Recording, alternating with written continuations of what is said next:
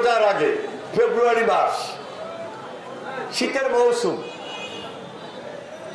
এই সময় যদি একটা সুন্দর নির্বাচন হয়, এই নির্বাচনটা স্বতঃস্ফূর্ত হবে, এই নির্বাচনটা উৎসবমুখর হবে, আমার আপনার ডিমান্ড অনুযায়ী হবে, আমার আপনার চাহিদা অনুযায়ী হবে, নিরপেক্ষ হবে, আমরা সরকারকে সর্বাত্মক সহযোগিতা করব।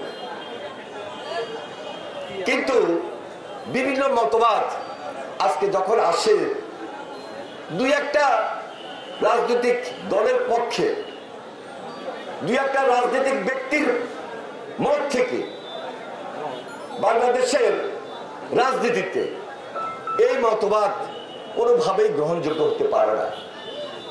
যেটা বলা হচ্ছে পিয়ার পদ্ধতি, আমি আগেও বলেছি, এখনো বলি, বারবার তো চেয়ারম্যান জনাব তারেক রহমান গত পরশুদিন আপনাদের মনে আছে স্পষ্টভাবে বলেছেন, পৃথিবীর অনেক দেশেই ইউরোপের পিয়ার পদ্ধতি আছে, কিন্তু বাংলাদেশের প্রেক্ষাপটে এটা ফিজিবল না।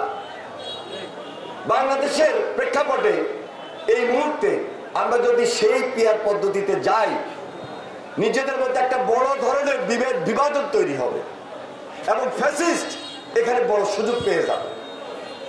আওয়ামী লীগের যে ফ্যাসিস্ট, যারা সরাসরি আপনাকে আমাকে আঘাত করেছে, দেশটাকে ধ্বংস করে দিয়েছে, দেশের রাজনীতিকে ধ্বংস করে দিয়েছে, সামাজিক ব্যবস্থা, মানবিক যে কাজগুলো আমরা করতে পারি নাই, সবকিছুকে, প্রশাসনকে যারা জিম্মি করেছিল, ধ্বংস করে দিয়েছিল, তাদেরকে কোনোভাবেই সুযোগ দেওয়া যাবে না। তাদের বিচারটা হলো আগে। এই জন্য আমাদেরকে এখন থেকে একটা ঐক্য, যে ঐক্যটা সুদৃঢ় ঐক্য হবে, এই ঐক্যের ভিত্তিতে আমরা এগিয়ে যেতে চাই এবং এই ঐক্যের ভিত্তিতে দেশটাকে করতে চাই, নতুন করে নির্মাণ করতে চাই। নির্মাণ করতে হলে এক এক রাজনৈতিক দল এক একটা বক্তব্য থাকতে পারে, মতভেদ থাকবে, প্রতিযোগিতা থাকবে, কিন্তু বৃহত্তর স্বার্থে, বৃহত্তর স্বার্থে, দেশের স্বার্থে, দেশ গড়ার স্বার্থে আমাদেরকে ক্ষুদ্র স্বার্থ ত্যাগ করে বৃহত্তর স্বার্থের দিকে এগিয়ে যেতে হবে। সেজন্য এই সুদৃঢ় ঐক্যটা আমরা মনে করি বেশি বেশি প্রয়োজন।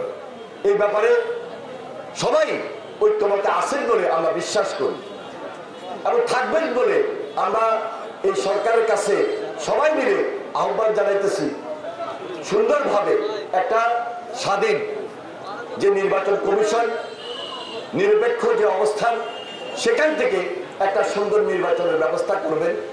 আমরা বলেছি যারা ফ্যাসিবাদ বিরোধী আন্দোলন করেছি, যুগপৎ সংগ্রাম লড়াই করেছি, তারা সবাই মিলে জাতীয় ঐক্যমত্যে সরকার গঠন করবে।